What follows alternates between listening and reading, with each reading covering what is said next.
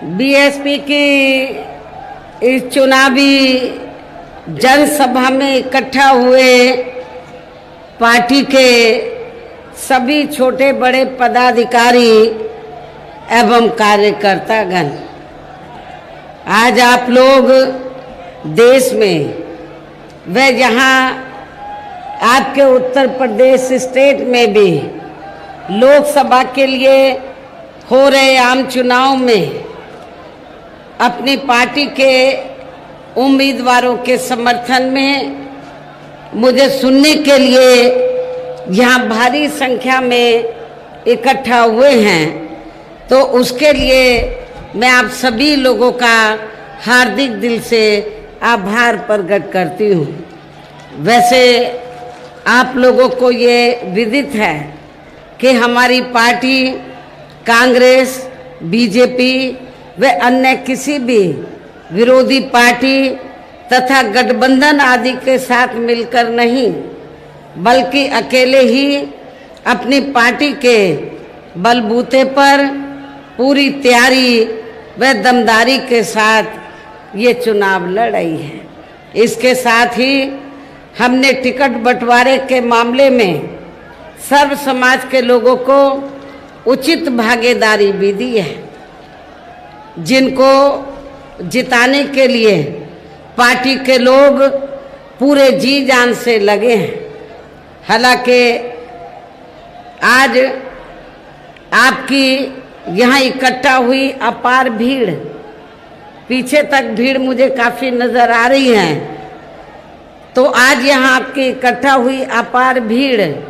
व भीड़ के ज़बरदस्त जोश को भी देखकर मुझे भी ये काफ़ी हद तक का भरोसा हो गया है कि पिछली बार की तरह इस बार भी आप लोग अपने प्रदेश से या लोकसभा चुनाव में अपनी पार्टी का बेहतर रिजल्ट जरूर लाएंगे। इसके लिए अब मैं आप लोगों का ध्यान कुछ ज़रूरी बातों की तरफ दिलाना चाहती हूँ, और इस संबंध में विशेषकर मैं कांग्रेस, बीजेपी व इनके अन्य सभी सहयोगी दलों के बारे में ये कहना चाहूँगी कि आज़ादी के बाद शुरू में केंद्र व देश के काफ़ी राज्यों में भी ज़्यादातर सत्ता यहाँ कांग्रेस पार्टी के ही हाथों में केंद्रित रही है, किंतु इनकी अधिकांश मामलों में रही गलत नीतियों एवं गलत कार्य प्रणाली आदि की वजह से ही फिर इस पार्टी को केंद्र व काफ़ी राज्यों की भी सत्ता से बाहर होना पड़ा है, तथा यही स्थिति इनकी सहयोगी पार्टियों की भी बनी रही है, जिसके कारण ही फिर पिछले कई वर्षों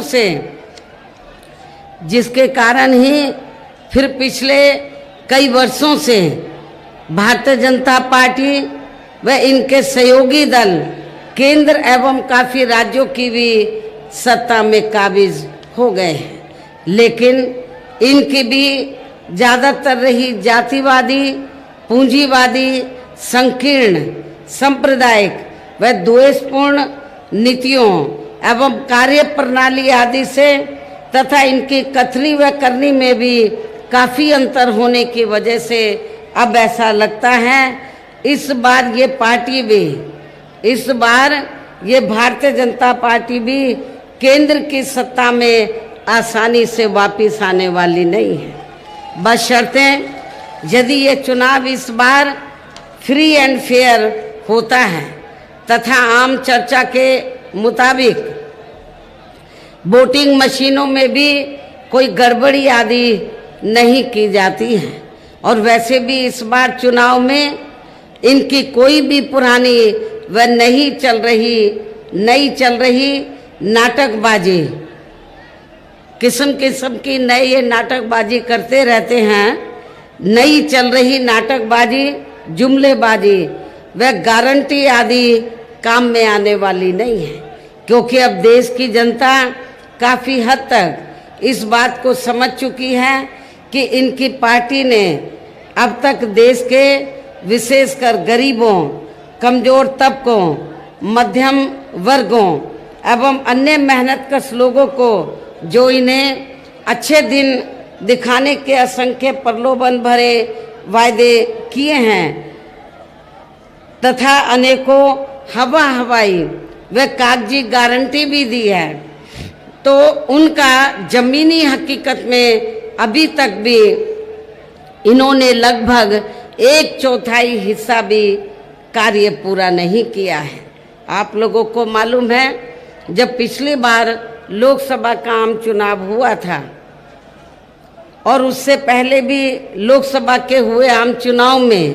भारतीय जनता पार्टी ने ये कहा था कि जब बीजेपी केंद्र की सत्ता में आ जाएगी तो फिर पूरे देश में जो गरीब लोग हैं, बेरोजगार लोग हैं, तो उनके खातों में 25-25 लाख रुपए भेजे जाएंगे। लेकिन मैंने पहले भी आपको कई बार कहा, आज फिर मैं आपको बता देना चाहती हूँ, तो बीजेपी की सरकार ने, आप जितने लोग इधर बैठे या खड़े हैं, आप बताओ कितने गरीब और मजदूरों के खाते में 1 लाख भी रुपया आया है? मैं समझती हूँ 1 लाख रुपया नहीं आया है। और अब कांग्रेस पार्टी भी ये कहती है कि उनकी पार्टी पावर में आ गई तो महिलाओं को 1 लाख रुपया दिया जाएगा हर साल। लेकिन जहाँ जहाँ कांग्रेस पार्टी पावर में है या बीजेपी से पहले कांग्रेस पार्टी भी पावर में रही, सेंटर और राज्यों में, आपके यूपी में भी रही, तो बताओ कितनी महिलाओं को उन्होंने 1 भी रुपया दिया है? केवल चुनाव के समय वो बढ़िया बढ़िया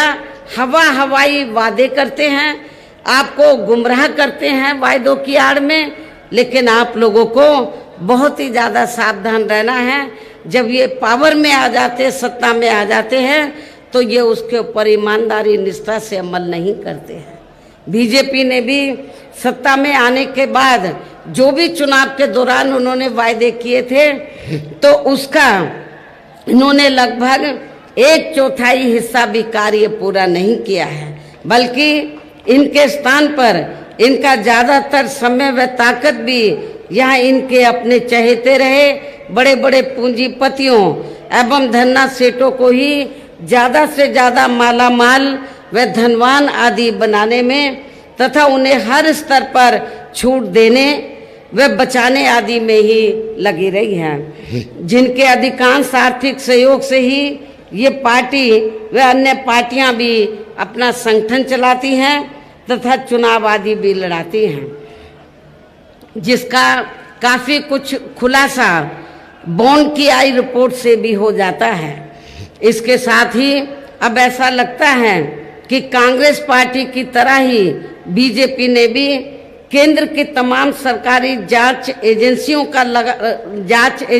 का ज़्यादातर राजनीतिकरण ही कर दिया है। इसके अलावा देश के किसान वर्ग भी वर्तमान बीजेपी की सरकार में शुरू से ही अपनी विभिन्न समस्याओं को लेकर काफ़ी ज़्यादा दुखी व परेशान रहे हैं और अभी भी है। जबकि यूपी में 4 बार हमारी पार्टी की रही सरकार ने इनके हितों का भी हर स्तर पर विशेष ध्यान रखा है। आप लोगों को ये मालूम है कि जब मेरे नेतृत्व में यूपी में जब भी सरकार बनी तो हमारी पार्टी की सरकार ने तो किसानों के हर मामले में किसानों के हितों का पूरा ध्यान रखा है। आपके पीलीभीत, शाहजहाँपुर आदि क्षेत्र में तो किसान भाई काफ़ी खेती करते हैं, इन्हें खेती के लिए पूरी सुविधा नहीं मिलती थी, लेकिन मेरी हुकूमत में इनको सुविधा मिली और गन्ना किसानों को भी इनको मेरी सरकार में पहली बार उचित दाम दिया गया, जो आज तक पूर्व में रही या वर्तमान में चल रही कि बीजेपी की सरकार ने भी उनको गन्ने के दाम उचित नहीं दिए हैं, बढ़ा के नहीं दिए हैं। इतना ही नहीं बल्कि केंद्र में पूर्व की रही कांग्रेसी सरकार की तरह ही वर्तमान भाजपा सरकार में भी इनकी जातिवादी, हीन, सांप्रदायिक एवं पूंजीवादी सोच व नीतियों के चलते ही पूरे देश में सर्व समाज में से खासकर गरीबों, दलितों, आदिवासियों, पिछड़े वर्गों, मुस्लिम एवं अन्य धार्मिक अल्पसंख्यक समाज के लोगों का भी पूर्ण रूप से विकास व उत्थान आदि नहीं हो सका है। और इस संदर्भ में वैसे आप लोगों को ये मालूम है कि पूरे देश में यहाँ दलितों, आदिवासियों एवं अन्य पिछड़े वर्गों का सरकारी नौकरियों में वर्षों से अधूरा पड़ा आरक्षण का कोटा भी अभी तक पूरा नहीं भरा गया है। विशेषकर SC व ST वर्गों के सरकारी कर्मचारियों का पदोन्नति में आरक्षण भी अब काफ़ी हद तक प्रभावहीन ही बना दिया गया है। साथ ही केंद्र व राज्यों में भी विरोधी पार्टियों की रही सरकारों में इन सभी वर्गों को प्राइवेट सेक्टर में आरक्षण दिए जाने की व्यवस्था किए बिना ही इनकी सरकारों के ज़्यादातर सरकारी कार्य अब प्राइवेट सेक्टर के जरिए ही इनके बड़े बड़े पूंजीपतियों व धन्ना सेठों आदि को ही दिए जाने के कारण अब इनको पूरे देश में आरक्षण का बहुत कम ही लाभ मिल पा रहा है। इसी प्रकार इनका अन्य और मामलों में भी शोषण व उत्पीड़न आदि होना अभी तक भी बंद नहीं हुआ है। इनके साथ साथ मुस्लिम व अन्य धार्मिक अल्पसंख्यक समाज के लोगों की भी हालत हर स्तर पर यह काफ़ी ज़्यादा खराब व दयनीय ही बनी हुई है, जिसका काफ़ी कुछ खुलासा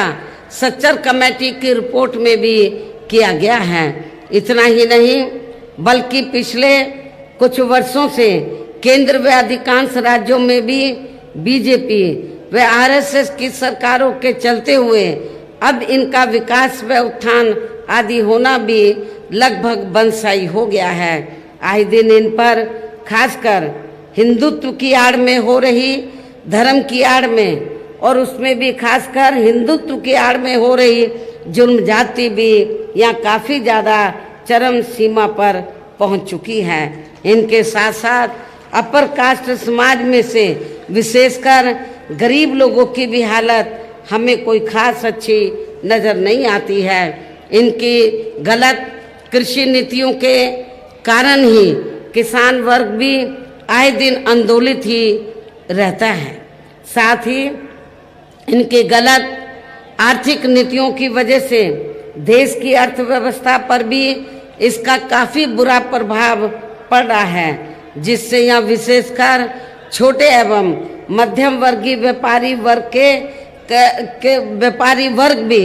काफ़ी ज़्यादा दुखी व परेशान हैं। और अब केंद्र में पूर्व की रही सरकारों की तरह ही वर्तमान भाजपा सरकार में भी यहाँ पूरे देश में गरीबी, बेरोजगारी एवं महंगाई आदि भी लगातार काफ़ी ज़्यादा बढ़ रही है। देश में हर स्तर पर फैला भ्रष्टाचार भी अभी तक कम नहीं हुआ है, अर्थात भ्रष्टाचार अभी भी काफ़ी देश में फैला हुआ है। साथ ही अपने देश की सीमाएं भी अभी तक पूरे तौर से सुरक्षित नहीं हैं। ये भी बड़ी चिंता की बात है। ऐसे में अब आप लोगों को देश में हो रहे लोकसभा चुनाव में कांग्रेस, बीजेपी व इनकी सहयोगी पार्टियों को भी केंद्र की सत्ता में आने से ज़रूर रोकना है। जिनकी गलत नीतियों व गलत कार्य प्रणाली आदि को आप लोग काफ़ी हद तक आजमा भी चुके हैं। ऐसी स्थिति में अब ये विरोधी पार्टियां किस्म किस्म के साम दाम दंड भेद आदि अनेकों हथकंडे इस्तेमाल करके केंद्र की सत्ता में आने की भी पूरी कोशिश में लगी हैं, जिनसे अपनी पार्टी के लोगों को हर स्तर पर काफ़ी ज़्यादा सावधान रहना है। और इस मामले में विरोधी पार्टियां अपने अपने पक्ष में हवा बनाने के लिए खासकर मीडिया, ओपिनियन पोल व सर्वे आदि का जो बड़े पैमाने पर इस्तेमाल कर रही हैं, तो उनसे भी अपनी पार्टी के लोगों को बिल्कुल भी गुमराह नहीं होना है। इसके साथ ही विरोधी पार्टियों के विभिन्न रूपों में जारी किए गए इनके हवाई व प्रलोभन भरे चुनावी घोषणा पत्रों एवं वायदों आदि के बहकावे में भी अपनी पार्टी के लोगों को कतई नहीं आना है, जिन्हें ये पार्टियां चुनाव खत्म होने के बाद ज़्यादातर अमल में नहीं लाती हैं, इसको इम्प्लीमेंट नहीं करती हैं, इसको प्रैक्टिकल रूप में अमली जामा नहीं बनाती हैं और अब जिन पर से देश की जनता का अधिकांश विश्वास ही उठ गया है। यही खास वजह है कि हमारी पार्टी किसी भी चुनाव में अपनी पार्टी का कोई भी चुनावी घोषणा पत्र आदि जारी नहीं करती है। वैसे भी हमारी पार्टी किसी भी मामले में कहने में बहुत कम बल्कि कार्य करके दिखाने में ही ज़्यादा विश्वास रखती है और इस बात का सबसे बड़ा सबूत ये है कि उत्तर प्रदेश में 4 बार हमारी पार्टी के नेतृत्व में रही सरकार ने चुनाव में अपनी पार्टी के बिना कोई जारी किए गए चुनावी घोषणा पत्र के ही प्रदेश व आम जनहित में काफ़ी कुछ ऐतिहासिक कार्य करके दिखाए हैं, जिनके अब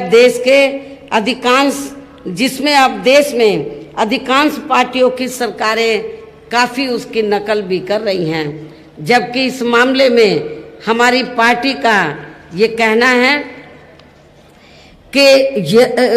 है कि यदि इन पार्टियों के स्थान पर केंद्र में हमें अपनी पार्टी की सरकार बनाने का मौका मिलता है तो तब फिर हमारी पार्टी की बनी सरकार केंद्र में यहाँ अब तक रही सभी विरोधी पार्टियों की सरकारों की तरह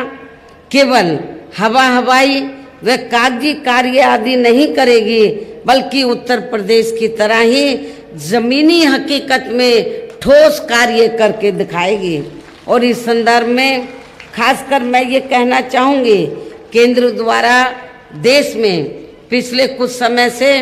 अति गरीब परिवारों को अस्थायी तौर पर फ्री में जो थोड़ी सी खाद्य सामग्री दी जा रही है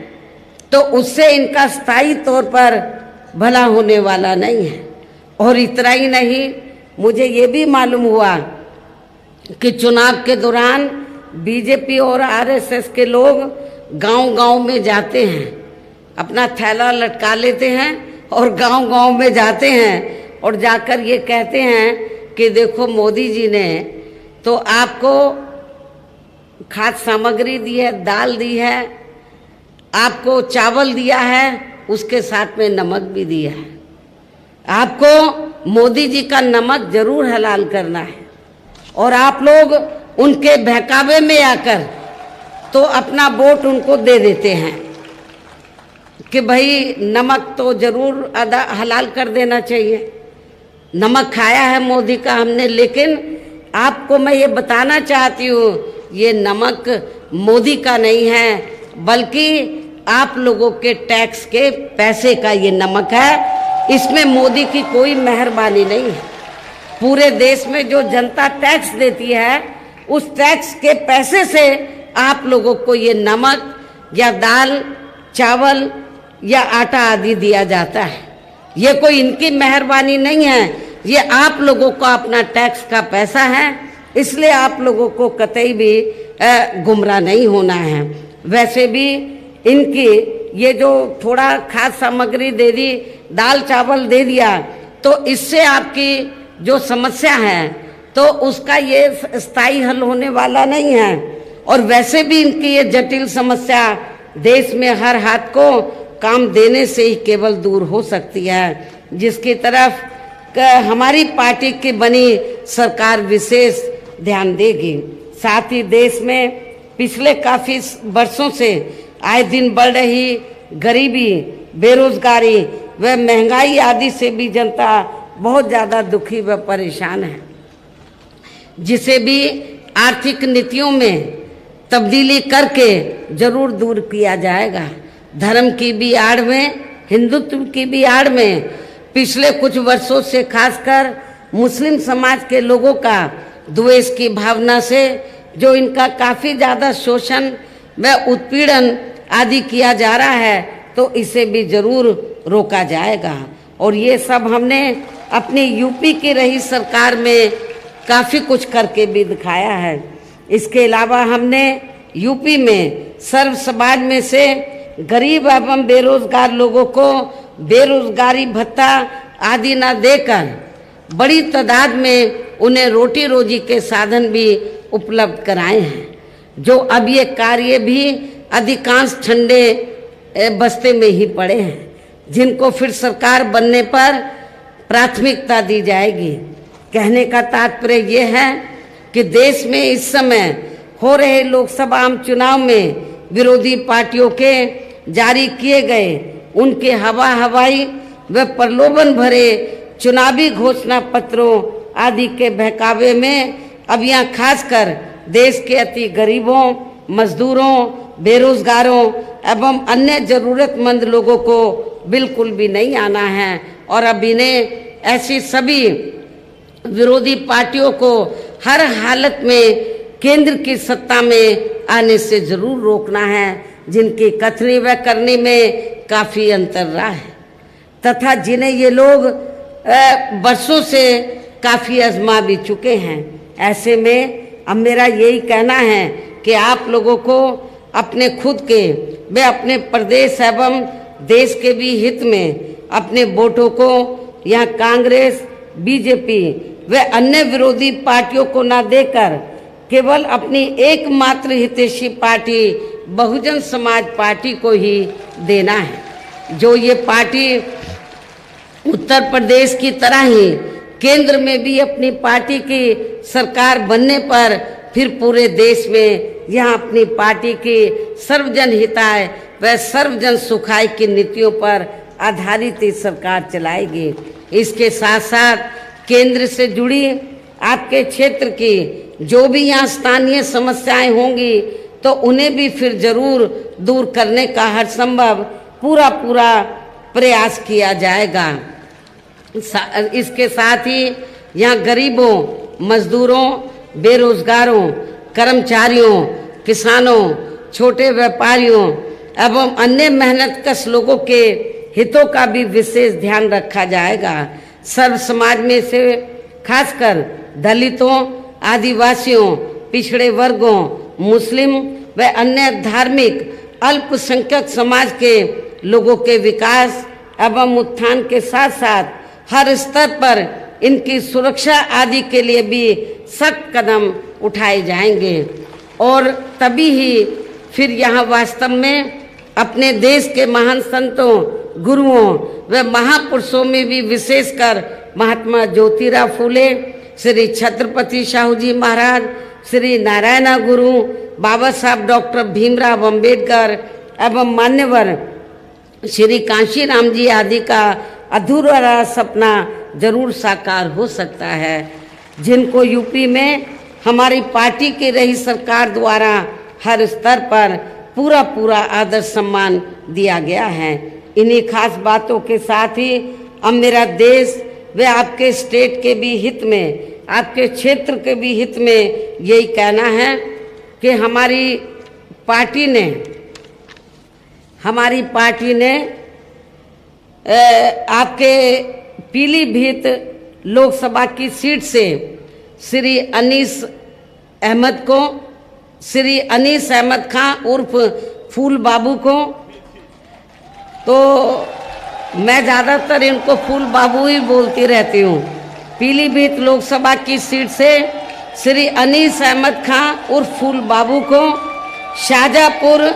जो सुरक्षित लोकसभा की सीट है यहाँ से डॉक्टर दोदराम वर्मा को, और इसके साथ ही यहाँ पर आपके शाहजहाँपुर में एक ददरोल जो विधानसभा की सीट है वहाँ पे बाई इलेक्शन हो रहा है, उस सीट पर हमने सर्वेश चंद्र मिश्रा को उर्फ धांधू के नाम से वो फेमस हैं, तो इनको चुनाव के मैदान में उतारा है, जो यहाँ आपके सामने मंच पर भी मौजूद हैं। मेरी आप लोगों से पुरजोर अपील है कि बहुजन समाज पार्टी के जो प्रत्याशी आपके सामने खड़े हैं, तो आप लोगों को इनको जरूर कामयाब बनाना है, जिसके लिए यह पार्टी के सभी स्तर के छोटे बड़े पदाधिकारी व कार्यकर्ता आदि पूरे जी जान से लगे हैं। और अब आप लोगों को वोट पड़ने वाले दिन यहाँ बीएसपी के अपने इन सभी लोकसभा उम्मीदवारों को अपनी पार्टी के हाथी चुनाव चिन्ह के सामने वाले बटन को दबाकर इनको रिकॉर्ड तोड़ वोटों के अंतर से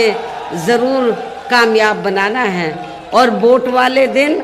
आप सभी लोग सुबह उठते ही अपने घर में कोई भी काम बाद में करना है, सबसे पहले अपने अपने पोलिंग बूथों पर अपना वोट डालने के लिए ज़रूर जाना है। और इस मामले में हमारी महिलाएं भी पीछे नहीं रहेंगी, जो मुझे सुनने के लिए यहाँ बड़ी तादाद में आई हैं। तो मेरी आप लोगों से पुनः यही अपील है कि बहुजन समाज पार्टी ने तो आपके इन उम्मीदवारों को जो चुनाव के मैदान में उतारा है, तो इनको आप लोगों को अपनी पार्टी के हाथी चुनाव चिन्ह के सामने वाले बटन को दबाकर इनको जरूर कामयाब बनाना है। इस पुरजोर अपील के साथ ही अब मैं अपनी बात यहीं समाप्त करती हूँ। जय भीम, जय भारत।